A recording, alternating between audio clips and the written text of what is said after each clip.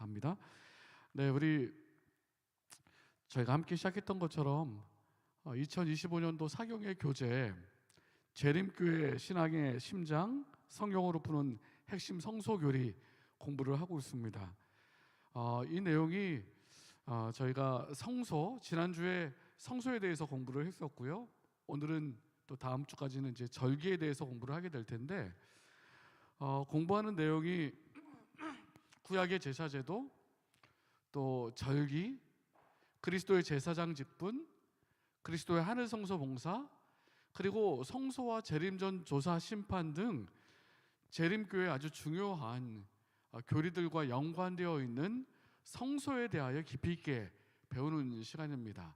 그래서 이번 시간을 통해서 우리 반원들께서 성소에 관한 내용들, 또 조사 심판과 하늘 성소에 관한 내용들을 깊이 있게 공부하고 또 잘 이해함으로 우리의 믿음의 뿌리가 더 깊어지는 계기가 되기를 간절히 바랍니다. 지난주 구약의 제사제도에 대해서 공부를 했습니다. 여러 제사법과 또 제사의 내용들 살펴봤고요. 오늘은 구약의 제사제도 교재의 2장에 나와 있는 내용인데요. 특별히 2장에 57페이지부터 나와 있는 절기들 내용을 좀 공부를 하도록 하겠습니다. 그러니까 2장의 두 번째 시간이 되겠죠. 그래서 구약의 절기와 그리스도 교회와의 관계.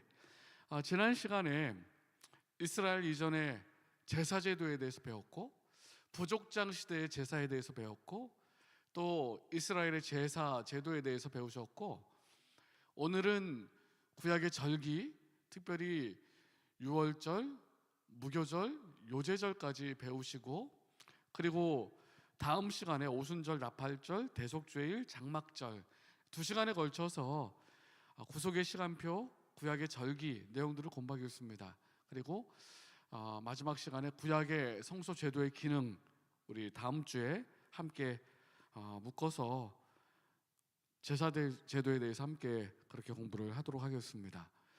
아시는 분도 계시고 또 공부하신 분도 계시지만, 또 책에 교재에 나온 내용도 함께 정리해서 보신 분들도 계시지만, 그 내용을 다시 한번 정리해 보도록 하겠습니다. 이스라엘 백성들은 1년 동안 7개의 절기를 지냈습니다. 그 절기를 다시 한번 생각해 볼게요. 봄절기, 첫 절기가 유월절입니다. 유월절, 그리고 무교절, 요제절, 오늘 요 세 절기를 배우시게 될 거예요. 그리고 요제절 이후 오순절, 50일이 지나서 오순, 열순자 써서 50일 지난 날 뜻이고, 77절, 77이 49, 그 다음 날, 그러니까 50일 지난 때에 오순절이 있었고, 가을절기 7월 1일 나팔절, 그리고 7월 10일 대속죄일, 7월 15일부터 7일간 장막절 혹은 초막절이라고 불리우는 절기가 있었습니다. 이렇게 7절기가 있었는데, 하나님께서 성소를 통하여 구속의 과정들 우리 배웠잖아요. 번제단, 물두멍, 그리고 성소에 들어가는 그리스도의 십자가와 침례와 또 성소에서 떡과 그 촛대를 통하여 하나님의 말씀을 통해서 거룩해지는 과정들, 그런 과정들을 표상적으로 성소가 가르쳐 줬다면, 1년 동안 보내는 이 절기를 통해서는 하나님께서 인류를 구속하시기 위한 구속의 시간표를 그려놓으신 거예요. 그래서 이스라엘 백성들은 1년 동안 절기를 보내면서 하나님의 구속의 시간들을 그렇게 경험하고 또 체험하게 한 것입니다. 먼저 결론적으로 말씀을 드리면, 유월절은 예수님의 십자가, 유월절 양으로 돌아가신 예수님의 십자가를 표상하고 의미하고, 무교절은 무덤에서 쉬신 것을 의미하고 상징하고, 요제절은 1월 16일 일요일이거든요.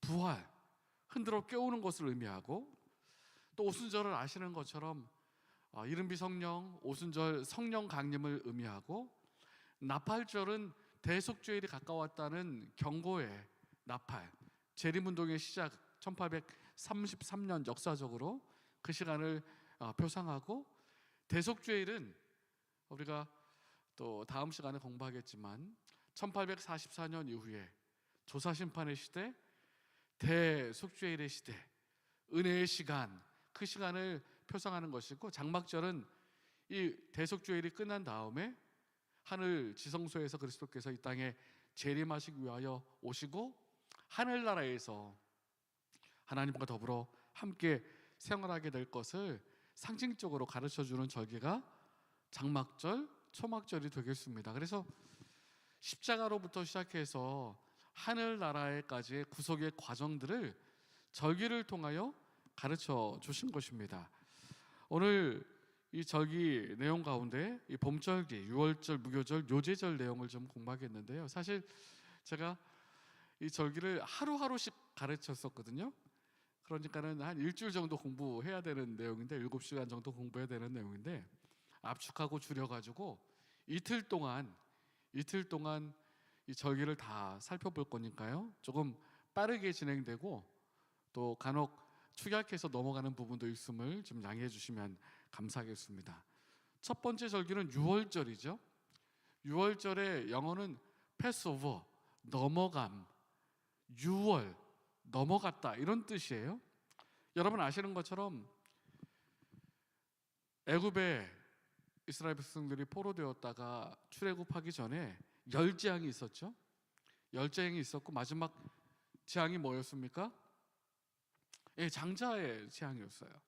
그래서 하나님께서 이스라엘 백성들에게 유월절 양을 잡아서 문지방의 임방과 좌우 문설주의 피를 바르면 멸망하는 천사가 넘어간다. 그래서 유월절, 히브리어도 패사라는 말인데 넘어간다, 살려둔다, 자비를 베푼다, 이런 뜻입니다.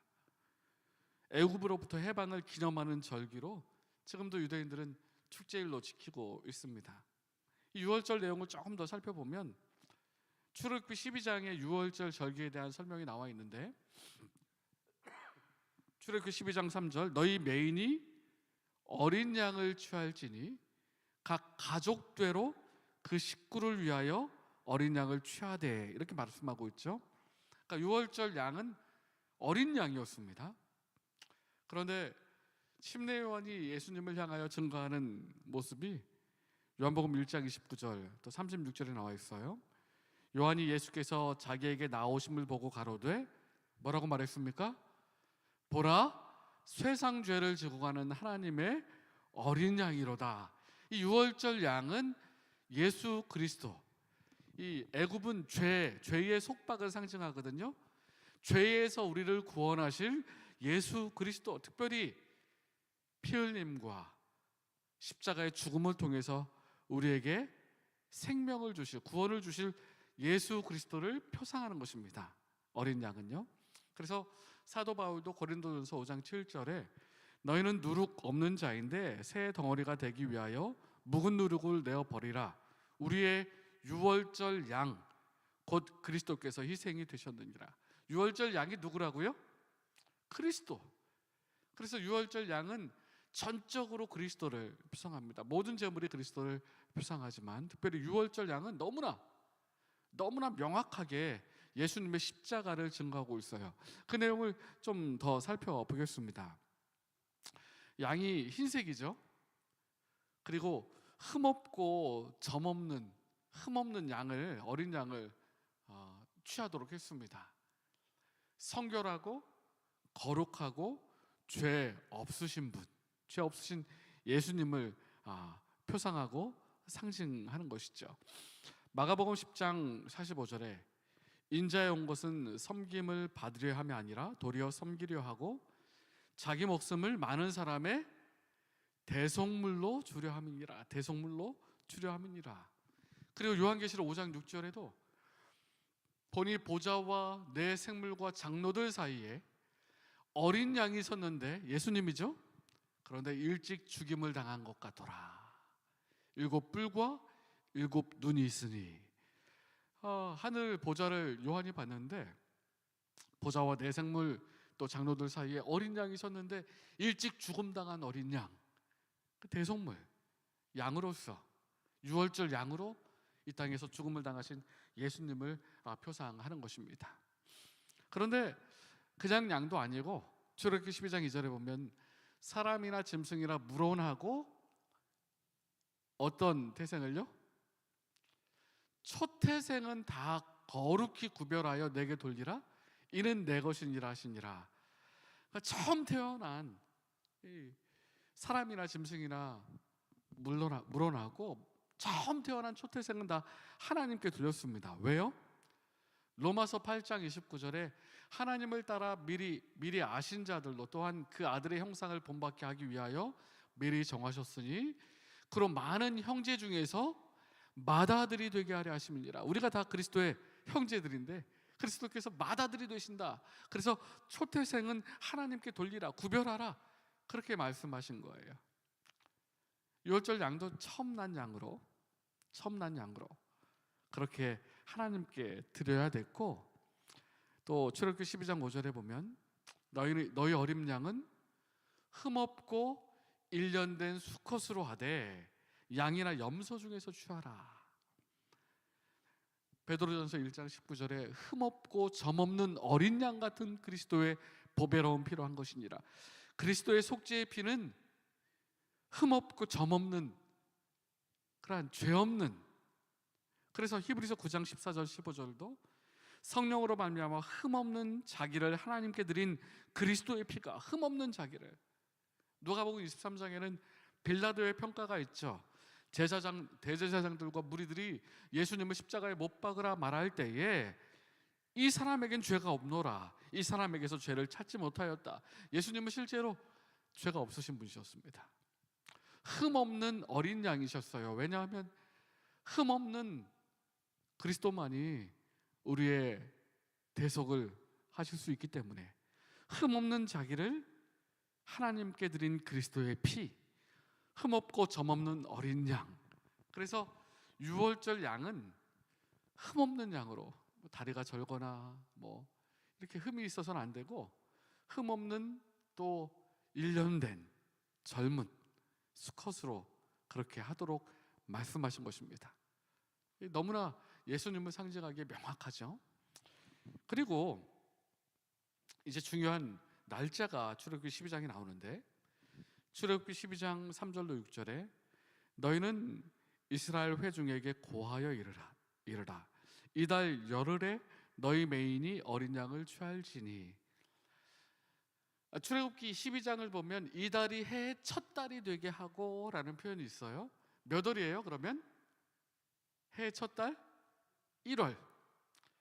열흘에 양을 잡고 그 다음에 양을 취한 다음에 열흘에, 그 다음에 이달 14일까지 간직하였다가 해질 때에 이스라엘 회중이 그 양을 잡는다. 며칠 날 양을 잡았어요? 몇 월 며칠? 유대력 1월 14일. 근데 열흘, 그러니까 4일 전에 양을 잡았다가 4일 동안 취하고 있다가 14일에 양을 잡는데, 산은 고통에 상징하는 수예요. 시험과 고통을 의미합니다. 그래서 40일 우리 금식기도 우리 주님께서 하셨잖아요. 사가 그렇게 시험과 고통을 의미하는 숫자인데, 열흘에 양을 취하고 14일, 그러니까 4일 뒤에 양을 잡는데 이 4일 동안 고통과 또 시험을 의미하는 시간입니다. 출애굽기 12장 6절에 이달 14일까지 간직하였다가 해질 때에 이스라엘 회중이 그 양을 잡을 것이요. 레위기 23장에도 유월절 절기의 설명이 나와 있는데 잘 보세요. 정월 14일 저녁은 여호와의 유월절이요. 자, 1월 14일, 그죠? 잘 기억하세요. 1월 14일, 정월 14일, 유월절이 1월 14일이에요. 우리 같이 공부했습니다. 그런데 예수님께서 언제 십자가에 달려 들어가셨는지 요한복음 19장에 나와 있습니다. 제가 읽겠습니다. 요한복음 19장 14절로 15절 또 31절이요. 이날은 유월절의 예비일이요 때는 제 6시라. 더하기 6하면 12시 예비일이다. 6월절에. 그 다음에 중요한 단서가 또 있어요. 요한복음 19장 31절, 이날은 예비일이라. 유대인들은 그 안식일이 큰 날이므로, 자, 이 부분 잘 보세요. 그 안식일이 큰 날이에요. 예수님께서 십자가에 달려 돌아가시기 전 그 안식일이 큰 날이에요. 자, 이 표현이 어떤 표현인지 제가 설명을 드릴게요.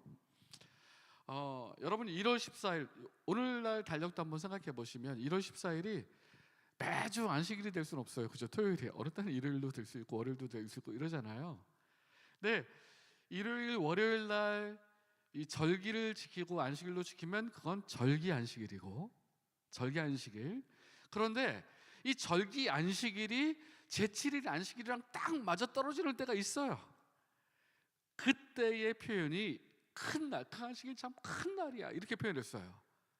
자, 그렇다면 6월절 안식일하고 제7일 안식일하고 겹쳐진 시간에 예수님께서 십자가에 달려 돌아가셨다는 거죠. 1월 14일인데, 왜냐하면 6월절이 있기 때문에. 자, 그 다음에 보세요. 출애굽기 12장 6절, 이달 14일까지 간직하였다가 해질 때에 이스라엘 회중이 그 양을 잡고, 어린 양을 잡는 시간은요 1월 14일 해질 때에 잡았어요. 그런데 본문에 해질 때라는 말이 나오는데 두 저녁 사이에 이런 뜻입니다. 두 저녁 사이에, 히브리 말로. 근데 이스라엘 사람들은, 유대인들은 두 개의 저녁이 있었어요. 우리는 12시 이후는 뭐라고 말합니까? 오후. 그리고 저녁 6시 이후는 뭐라고 말해요? 저녁 혹은 밤, 이렇게 말해서 표현이 다양한데 이스라엘 백성들은 오후도 저녁이고 6시 이후도 저녁이었어요. 그 두 저녁이 있어요. 그렇게 두 저녁 사이면 몇 시예요? 12시하고 6시 사이 몇 시입니까? 3시. 자, 제가 마태복음 27장에 예수님 십자가에 달리실 때의 모습을 제가 읽어드릴게요. 제 9시쯤에 예수께서 크게 소리질러 가라사대 엘리 라마 사박다니 하시니, 예수께서 다시 크게 소리를 지르시고 영혼이 떠나시다. 이 성경에 기록된 시간을 우리 시간으로 표현하려면 더하기 6하면 돼요. 제 9시에 예수님께서 십자가에 달려 돌아가셨다. 몇 시입니까? 그러면 몇 시예요? 3시. 3시. 유대인들이 6월절 1월 14일 3시에 양을 잡아요. 양을 잡아요. 예수님께서 십자가에 달려 돌아가셨을 때 휘장이 찢어졌잖아요. 양 잡는 시간이에요. 그 시간이 6월절 양 잡는 시간.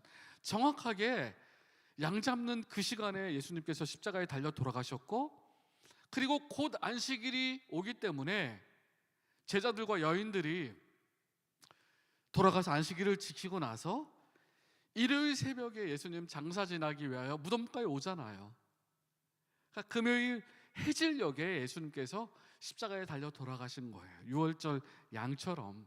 너무나 명확하게 동일하게 6월절 양 잡는 시간에 예수님께서 십자가에 달려 돌아가신 것입니다. 1월 14일 6월절 절기 오후 3시경에.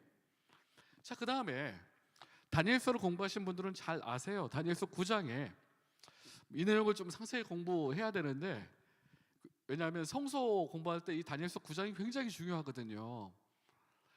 오늘 좀 간략하게 지나감을 용서해 주시고, 다음에 기회가 될 때 조사심판과 하늘성소에 대해서 공부할 때에 이 내용은 조금 더 반복해서 공부하니까 그때 혹시 궁금하신 분들은 더 자세히 살펴보도록 하겠습니다. 제가 읽겠습니다. 다니엘 9장 25절로 26절입니다. 그러므로 너는 깨달아 알지니라. 예루살렘을 중건하라는 영이 날 때부터 기름 부음 받은 자 왕이 일어나기까지 7일에와 62일에가 지날 것이요. 예루살렘을 중건하라는 영, 이 내용은 우리 다음 시간에 더 상세히 공부할 겁니다. 그래서 좀 짧게 넘어가겠어요. 아닥사스다 왕 제7년의 조서예요. 그죠? 아닥사스다 왕 7년의 조서고 BC 457년임을 우리는 알고 있습니다. 다음 시간에 상세히 공부하니까 그 내용은 여러분 이해해 주시면 감사하겠습니다. 그 곤란한 동안에 성이 중건되어 광장과 거리가 세워질 것이며 예신 2일 후에 기름 부음을 받은 자가 끊어져 없어질 것이며, 자, 기름 부음 받은 자, 이 말이 히브리 말로 메시아란 말이에요. 메시아. 근데 여기 보면 예루살렘을 중건하라는 영이 날 때부터 기름 부음 받은 자 왕이 일어날 때까지 7일에와 62일에, 즉 다시 말하면 69일에, 그죠? 69일에가 지나면 기름 부음 받은 자 왕이, 메시아가 일어날 것이고, 그리고 그 62일의 후에, 그 이후에 기름 부음 받은 자가 끊어져 없어질 것이다. 죽음을 당할 것이다. 그가 장차 많은 사람들과 더불어 한 일해 동안, 마지막 한 일해 동안의 언약을 굳게 맺을 것이다. 이렇게 말씀을 했어요. 이게 그 유명한 70일의 예언입니다. 70일의 예언. 이 70일의 예언을 도표로 만들면 이래요.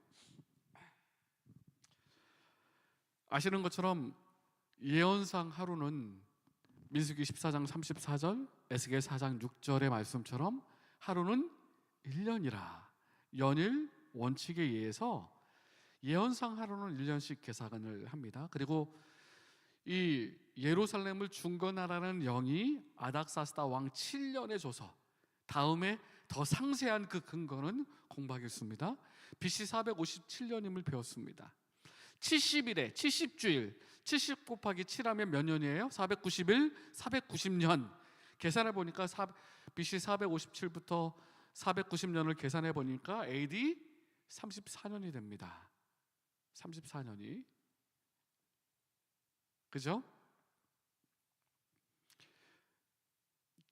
잘 보시면 457년이 있고 또 이렇게 소급해 가면 34년이 되는데, 사실은 33년이 맞는데 이 BC 1년 그리고 0년 AD 1년 이렇게 가지 아니하고 BC 1년 AD 1년 이렇게 가서 1년이 더 더해지다 보니까 AD 34년이 정확한 계산이에요. 69일의 후에 메시아가 일어날 것이며, 69일을 계산해 봤더니 AD 27년입니다. AD 27년 메시아가 침례를 받고 기름 부음을 받고 또 공생활을 시작하시죠. 한 일해 동안의 언약을 굳게 할 것이며, 그 다음에 그 마지막 일의 절반에 제사와 예물을 금지할 것이다. 제사와 예물을 왜 금지했냐면 예수님께서 십자가에 달려 돌아가시고 6월절 어린 양으로 참된 제물이 단번에 십자가에 드려지심이 있으셨기 때문에 제사와 예물을 금지할 것이다, 그렇게 말했어요. 그래서 이 70일을 연구해 보면 예수님께서 십자가에 달려 돌아가실 해가 마지막 한 일의 절반인 AD 31년 봄. 그래서 예수님께서 십자가에 달려 돌아가실 연도와 월과 일과 시가 다 성경에 예언되어 있어요. 다니엘 9장에 AD 31년 69일에 지난 다음에 마지막 한 일의 절반에 예수님께서 십자가에 달려 돌아가실 것이고, 출애굽기 12장에 보면 6월절 어린 양, 6월절 양이 1월 14일 해질녘 두 저녁 사이 3시에 양을 잡았기 때문에 정확하게 31년 1월 14일 날 오후 3시에 예수님께서 십자가에 달려 돌아가실 것이 예언되어 있는 것입니다. 너무나 명확하죠. 그리고 문 설주와 임방에 피를 발랐습니다. 피를 발랐어요. 양을 잡을 때도 옆구리에 칼로 찔러서 피를 뺐습니다. 예수님께서 로마의 군병이 창으로 옆구리를 찔렀더니 피와 물이 나왔잖아요. 예수님의 속죄, 피를 상징하는 것이죠. 그리고 그 피를, 어린 양의 피를 문 설주와, 설주는 좌우 문의 기둥이고 임방, 가로지르는 산 위에 나무를 말해요. 제가 그림을 못 그리지만 이 컴퓨터 파워포인트로 그림을 그려봤는데, 문설주가 이 좌우에 이렇게 있는 거예요. 임방은 이렇게 있어요. 여기다 뭘 바르는 거예요? 어린 양의 피를 발라요. 양을 잡아서. 여러분, 뭐랑 똑같습니까? 한번 생각해 보세요. 가시관을 쓰시고 피를 흘리고 계시고, 예수님께서 두 팔을 벌려서 십자가에 못 박혀 피를 벌리고 계신, 그러니까 십자가의 인이, 어린 양의 보혈의 인이 꽝 찍혀 있는 거예요. 그리고 그 집은 6월 넘어가는 것입니다. 어린 양의 피를 보고 구원하는 거예요. 십자가의 은혜로, 그죠? 그것을 표상하는 것입니다. 그렇게 유월절 양은 천적으로 예수님을 표상해요. 그리고 뼈를 꺾어서는 안 됐습니다. 유월절 양은요, 뼈를 꺾어서는 안 됐어요. 왜 그렇습니까? 요한복음 19장에 그 뼈가 하나도 꺾이우지 아니하리라 한 성경을 응하게 하려 함이니라. 시편 34편 20절에 그 모든 뼈를 보호하시며 그 중에 하나도 꺾이지 아니하도다. 유월절 양의 뼈를 꺾지 않았어요. 예수님의 뼈가 꺾이지 아니하리라는 예언이 응할 것이다. 요한은 알고 있었죠, 그 말씀을. 그래서 이렇게 설명하고 있는 것입니다. 그리고 유월절 하면 대표적인 게 그 양고기를 먹었습니다. 뭐랑 같이 먹었어요? 무교병과 순나물과 함께 먹었어요. 그런데 이 절기에 대해서 또 제사에 대해서 어떻게 하라고 설명해 놓은 설명서가 있습니다. 페스하임 그 설명의 내용을 보면 석류나무로 잎부터 항문까지 양을 뚫어가지고 옆에 흉부를 짧은 나무로 갈비뼈를 벌려서 불꽃이 안까지 가도록 번제로 태우니까 익혀서 먹었거든요. 양을 유월절 양을 어떻게 잡은 다음에 불에 구웠냐 하면, 오늘 출애굽기 12장에 불에 구워 먹으라 말씀하셨잖아요. 여기 나와 있는 것처럼 입에서 항문까지 나무를 꽂습니다. 그리고 갈비뼈를 이렇게 벌려서 나무를 꽂아가지고 속까지 잘 타도록 그렇게 만들었어요. 제가 그 모습을 그림으로 그려봤어요. 저기 양이 이렇게 양이 있고, 양을 잡으면 입구부터 시작해서 이 항문까지 나무를 꼽고, 그 다음에 가슴이 잘 타도록 나무를 또 가운데로 꼽아가지고 뼈가 안 부러지게 한 다음에 이렇게 벌려서 불에 태웠어요. 어떤 모습이에요? 어린 양이 십자가에 달려있는 모습 그대로 예수님을 표상하는 거예요. 그리고 나서 먹었다고 말씀드렸잖아요. 예수님께서 성만찬을 하시면서 이렇게 말씀하셨어요. 이 떡을 가지고 축사하시고 떼어 제자들에게 가라사대 받아 먹으라. 이것이 내 몸이니라. 요한복음 6장에 예수께서 가라사대 내가 곧 생명의 떡이니. 유월절 양을 먹은 것은 우리가 예수님을 통하여 생명을 얻고 예수님이 나의 삶의 양식이 된다는 사실을 가르쳐주기 위해서 먹었습니다. 무교병 맞자 먹었어요. 맞자 특별히 세 덩이를 놓고 먹었는데 부숴서 먹었습니다. 우리 성만찬 예식할 때도 우리 목회자와 장로님들이 떡 몇 덩이를 이렇게 뭉쳐놓게 부탁을 드리거든요. 그럼 같이 이렇게 부숴서, 원래 이 한 떡을 부숴 먹는 게 상징이에요. 그래서 한 몸 되신 예수님께서 찢기시고 상하심으로 우리가 생명을 얻게 된다. 그리고 쓴 나물은 마로라고 말하는데 애굽 땅에서의 고통과 그 쓴 죄로 말미암아 겪어야 할 고통을 상징하는 거예요. 그러니까 쓴 나물과 함께 무교병, 죄 없는 예수님을 상징하는 무교병을 먹었습니다. 그렇게 무교절이 시작돼요. 자, 유월절, 무교절, 요제절 잘 보시면 날짜를 잘 보세요. 이달 14일이 유월절이었습니다. 그죠? 그리고 보십시오. 레위기 23장 6절로 8절, 이달 15일은 1월 15일이에요. 여호와의 무교절이니. 자, 6월절부터 이어지는 절기예요. 무교절은 일주일 동안 보냅니다. 무교병을 먹을 것이요 그 첫날에는 너희가 성회로 모이고 아무 노동도 하지 말지며, 이 무교절 첫날도 절기 안식이 되었고 너희는 7일 동안 여호와께 화제를 드릴 것이요 7일 동안 성회로 모이고 아무 노동도 하지 말지니라. 그러니까 이 무교절은 6월절을 포함해서 일주일 동안 이렇게 길게 지내게 돼요. 6월절 1월 14일, 1월 15일 무교절이 시작되는데, 근데 이 무교절은 무교병을 먹는 날입니다. 무교병. 이달 14일 저녁부터 먹어요. 잘 보세요. 출애굽기 12장 보면 정월 그달 14일 저녁부터, 그러니까 예수님께서 십자가에 달려 돌아가신 것을 상징하는 6월절이 끝나는 그날부터, 그날 저녁부터 21일 저녁까지 무교병을 먹는 것입니다. 근데 재밌는 것은 무교절이라는 이름의 뜻이요, 무교절이라는 이름의 뜻이 히브리 말로 하캄 마츠아트라는 말인데, 하크는 기념일이에요. 기념일. 함은 더, 정관사 더, 그, 마짜뜨는 묻어둔 것, 장례 지낸 것 이 뜻이에요. 그러니까 장례 지내는 것의 기념일 이런 뜻입니다.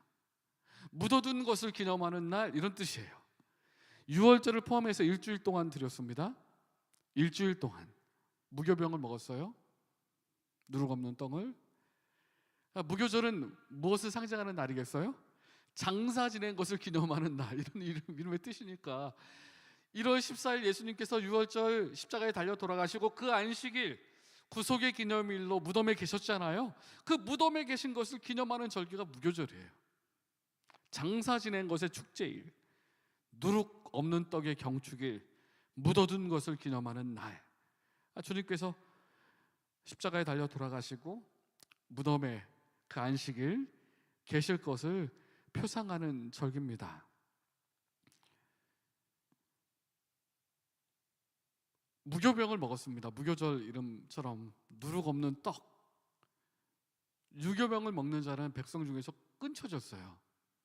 왜냐하면 죄 없는 예수님의 십자가의 죽음을 상징하기 때문에 반드시 누룩 없는 떡 무교병을 먹어야 됐고요. 근데 성경에 보면 이렇게 나와 있습니다. 이 유월절과 무교절에 대해서 여러분 이해를 하셔야 되는데, 레위기 23장 6절에 이달 15일은 여호와의 무교절이니, 자 그러니까 14일은 유월절이고 15일은 무교절이었잖아요. 출애굽기 12장 18절에도 정월의 그달 14일 저녁부터 21일 저녁까지 너희가 무교병을 먹을 것이다.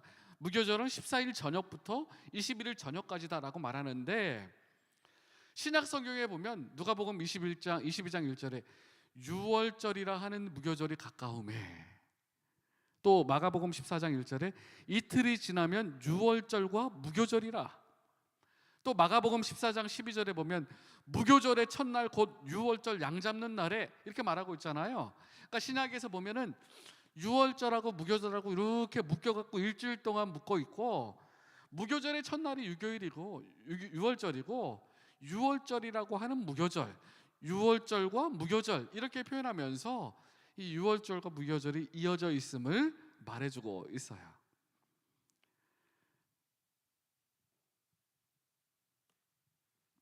근데 무교절이요, 출애굽기 12장 17절로 18절에 보면 너희는 무교절을 지키라.